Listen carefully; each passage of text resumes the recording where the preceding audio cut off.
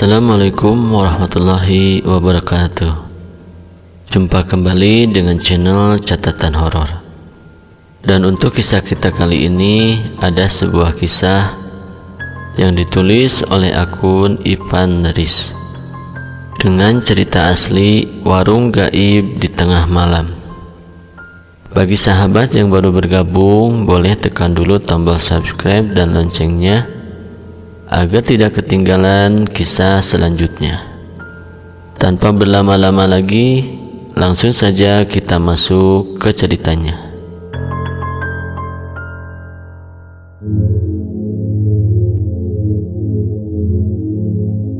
Warung gaib di tengah malam.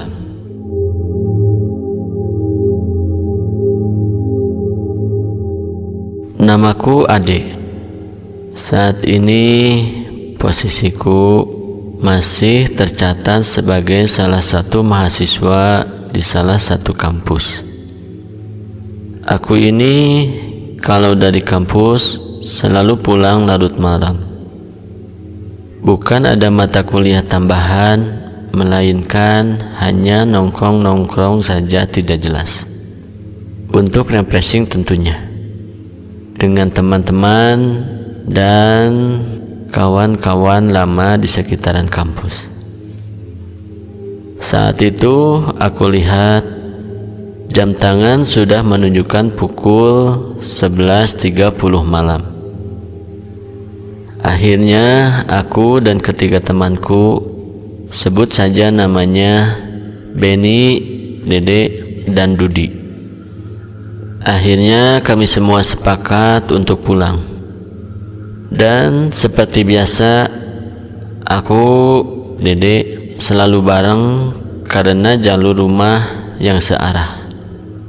Begitu juga dengan kedua temanku yang lain itu. Di awal perjalanan menuju pulang, kami menjalankan motor berbarengan, satu sama lain.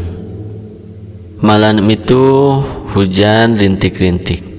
Walaupun telah memakai jaket, tetap saja membuat aku menggigil. Tiba-tiba Rudi meminggirkan motornya dan mengajak aku untuk mampir bila ada warung nanti karena kami memang belum makan. Setelah aku menyetujui, kita pun kembali jalan dan aku jalan di belakang Dede. Di perjalanan yang sepi ini hanya ada beberapa pengendara saja. Sebenarnya malam ini malam yang aneh. Biasanya aku pulang jam 12.30 malam. Tak pernah sepi seperti ini walaupun hujan. Apalagi seperti saat ini. Walaupun hujan rintik-rintik, masih ada saja orang yang berlalu larang. Namun aku tepiskan pikiran itu. Mungkin itu hanya perasaan aku saja. Yang lebih aneh, malam ini memang begitu dingin sekali. Aku kurangi kecepatan motor karena dingin yang sangat-sangat dingin. Konsentrasiku buyar saat mengendarai motor dan tiba-tiba saja Sony, nama panggilan untuk Dede, yang ada di depan saya berhenti. "Oh, kenapa Son? Motor kamu?" tanyaku. "Tadi aku nggak lihat ada polisi tidur gede, jadi aku antem aja, makanya aku berhenti untuk ngecek nih, takut kenapa-napa nih motor," jawab Dede. "Polisi tidur? Setahu aku ini jalan gak ada polisi tidurnya. Dan aku dari tadi di belakang juga enggak lihat tuh, dan gak ngehantam apapun," balasku lagi. Dan tentunya hal ini membuat kacau pikiran aku. Apa yang terjadi dan apa mungkin Dede juga hanya bercanda? Tapi Dede gak pernah bercanda. Karena setahu aku dia itu orangnya kalem, dan untuk bercanda pun jarang sekali. Setelah Dede mengecek motornya, kita kembali berjalan. Aku melihat sekitar ternyata hanya ada aku dan Dede saja. Loh, dua temanku yang lain kemana ini? Mungkin tadi mereka berhenti di tempat sebelumnya, kan tadi ada warung ya. Begitu dalam pikiranku saat itu. Dan benar saja, di jalanan ini hanya ada aku dan Dede saja. Tentu sekali lagi itu membuat aku heran dan penasaran. Dari kejauhan aku lihat samar-samar ada lampu yang sangat temaram. Mungkin itu adalah cahaya dari lampu 5 watt saja. Dan begitu semakin dekat, ternyata itu adalah sebuah warung. Tepat di sebelah kiri paparan iklan yang terang. Akhirnya kami berdua pun memutuskan untuk mampir ke warung kopi tersebut. Pas aku turun dari motor, tiba-tiba aku tersandung papan kilometer yang tingginya selutut dan cukup membuat kaki aku sakit. Ya sudahlah, faktor dingin dan sedikit kecapean membuat aku tidak melihat adanya papan kilometer itu. Kami berdua pun masuk ke warung tersebut, yang dimana tersedia bangku dan meja. Lalu kami pun duduk di bangku tersebut. Tidak selang berapa lama, keluarlah seorang ibu-ibu dan seorang bapak. Sepertinya mereka suami istri. Kemudian mereka menyapaku dengan ramah, dan si ibu warung itu bertanya sambil terus makan. Entah makanan apa yang dia makan, sepertinya hanya cemilan biasa.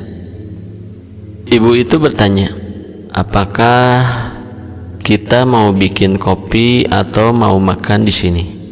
Dede pun menjawab, iya bu, malam ini dingin sekali dan jalan begitu sepi, jadi kami mampir untuk segelas kopi.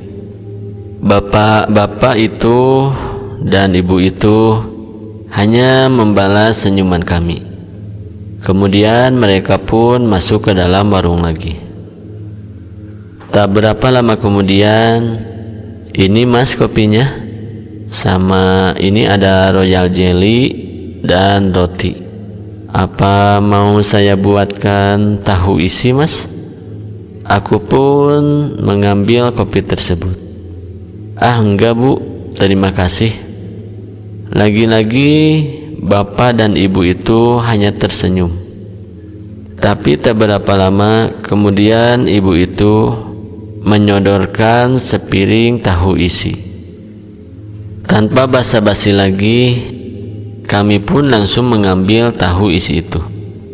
Kebetulan aku sangat lapar karena menerjang dinginnya malam, ditambah rintik hujan yang sangat dingin ini. Ternyata enak juga tahu ini, begitu gumamku. Tentu saja dengan sambalnya yang sedikit aneh. Setelah makan tahu isi itu, kemudian aku membakar sebatang rokok sambil menyeruput kopi hitam. Beberapa saat kemudian, kami pun beres ngopi dan makan di warung tersebut. Kami berdua memanggil bapak dan ibu tadi. Semua tadi berapa bu ya? Kopi 2, roti 2, dan tahu isi. Ini kita habiskan, ujar aku dan Dede. Oh iya mas, 30.000, jawab ibu itu. Tentu masih sambil tersenyum. Setelah makan-makan dan minum kopi, kami pun berencana melanjutkan perjalanan kami. Tapi dalam pikiranku masih saja penasaran dengan papan kilometer yang tadi kesandung oleh kakiku. Aku pun kemudian melihatnya. Di sana tertulis kilometer 1. Setelah rasa penasaran aku hilang, akhirnya kami pun memulai perjalanan pulang dengan kondisi yang masih saja sepi. Hujan masih rintik-rintik, seperti tidak mau berhenti. Di pertigaan jalan, Dede pun kemudian berbelok ke kiri, karena kali ini sudah tidak sejalur lagi denganku. Sementara rumahku masih agak jauh sedikit. Anehnya, di jalan yang menuju ke rumahku tidak sepi seperti tadi. Ada beberapa kendaraan yang lalu lalang. Sial, malam ini sangat aneh. Mungkin karena aku kelelahan atau tidak fokus dalam perjalanan.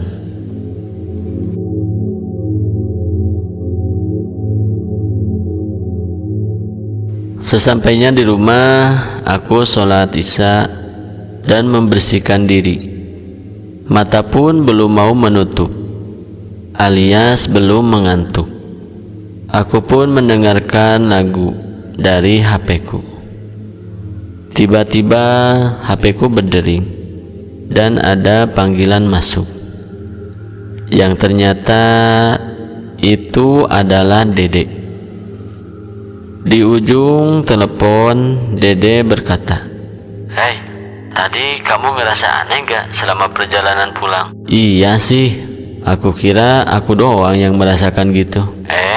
Mana motor aku pas cek di rumah, ternyata ya gak ada yang rusak. Padahal aku bener-bener loh tadi, aku hantam polisi tidur gede banget loh." "Iya, padahal aku gak lihat kok tadi ada polisi tidur. Gimana besok aja ya di kampus ngomonginnya?" jawab aku. Oke. Karena perjalanan tadi cukup membuat aku stres nih, gak seperti biasanya. Setelah obrolan itu, aku langsung memutuskan untuk tidur dan menutup telepon dari Dede. Sehingga akhirnya aku pun tertidur seperti biasa. Alarm HP aku set di pukul 5 pagi. Seperti biasa berdering untuk membangunkan sholat subuh.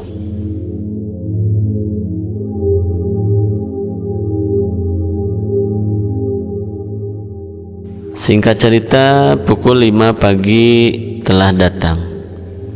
Alarm berdering untuk membangunkan sholat. Meski terasa berat untuk melek, namun betapa kagetnya aku, karena terlihat samar-samar bapak dan ibu warung yang tadi sekarang berada di depan kamarku dengan muka pucat dan tanpa ekspresi. Sepertinya saat itu aku antara sadar dan tidak, atau hanya berhalusinasi saja. Aku pun malah mencoba menutup mataku kembali dan melewatkan sholat subuh. Jam menunjukkan pukul 7 pagi. Aku pun bergegas untuk mandi dan berangkat ke kampus. Aku berencana melewati jalan semalam dan melihat apa benar ada warung di situ. Teringat olehku ada papan iklan besar dan papan kilometer 1. Akhirnya aku sampai di jalan yang kemarin malam aku lewati. Dan ternyata jalan ini tidak sesepi malam hari. Dari kejauhan telah kulihat papan iklan besar dan tulisan kilometer 1 yang membuat kaki aku tersandung semalam. Yah, tidak salah lagi. Ini tempat aku dan Dede semalam mampir ke sebuah warung. Dan betapa kagetnya aku, karena tepat di sebelah kiri papan iklan besar Ternyata hanya ada sebuah kebun kosong yang ditumbuhi rumput-rumput liar dan semak belukar. Tidak ada satupun warung di situ.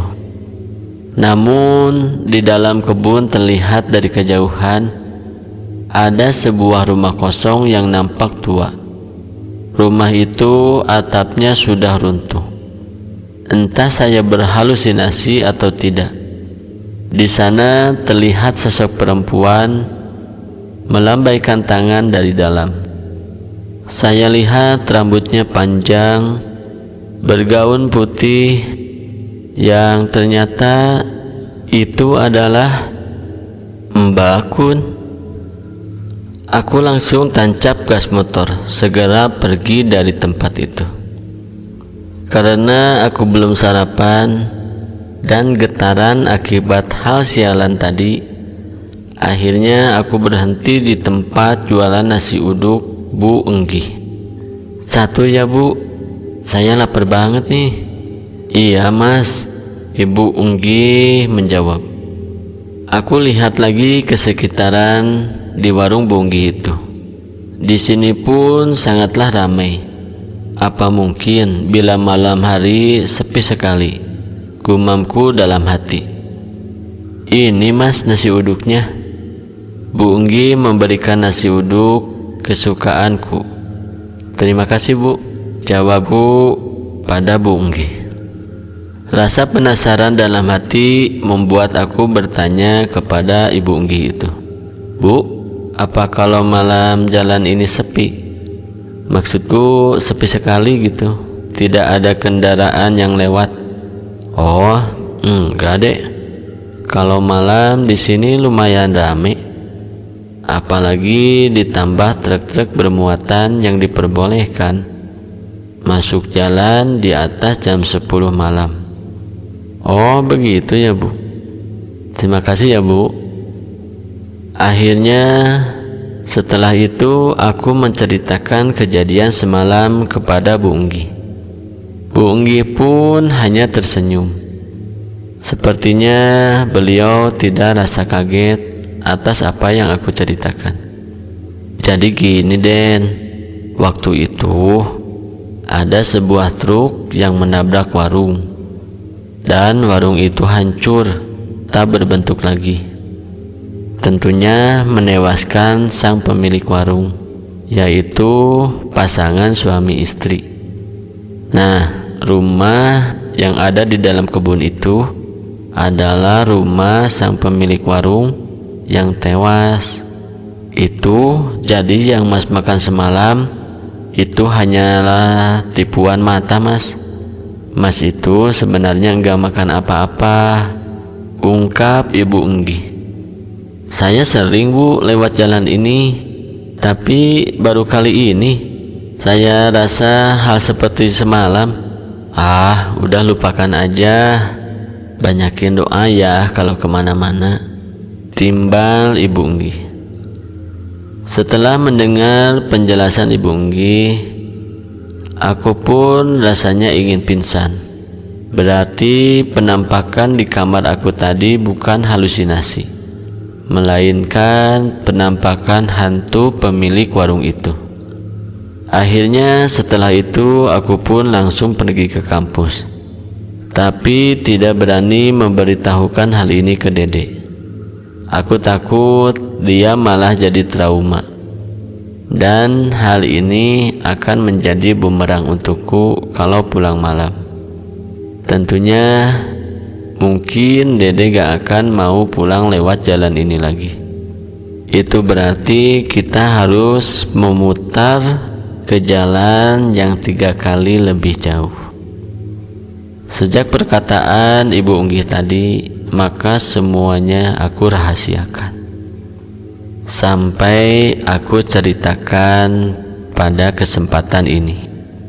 Dalam hatiku hanya ada pertanyaan, mengapa ibu dan bapak pemilik warung itu menampakkan wujudnya padaku? Apa yang sebenarnya mereka inginkan?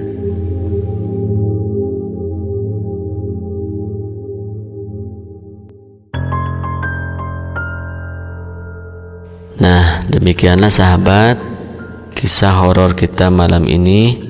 Mudah-mudahan ada hikmah yang bisa kita ambil. Sampai bertemu lagi di kisah horor berikutnya. Tentunya tetap di channel Catatan Horor. Wassalamualaikum warahmatullahi wabarakatuh.